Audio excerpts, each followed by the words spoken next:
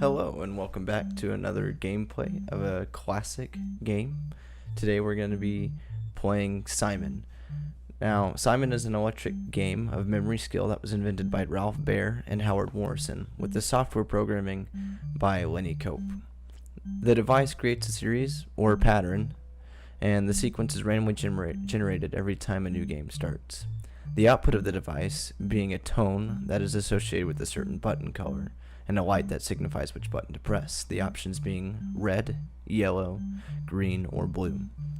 The player then must press the buttons in the same order as the device did, the same number of times.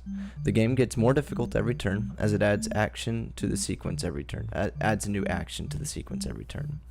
And it repeats the pattern more and more quickly, giving the user less time to be familiar with it. If the user inputs the wrong sequence, the game will end.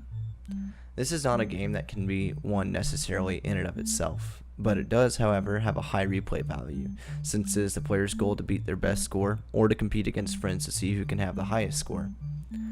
The original version was manufactured and distributed by Milton Bradley, and later on by the Hasbro Toy Company. Much of the assembly language was written by Charles Capps, who taught computer science at Temple University and also wrote one of the first books on the theory of computer programming. Simon was launched in 1978 at Studio 54 in New York City, and it was an immediate success, becoming a pop culture symbol of the 1970s and the 1980s.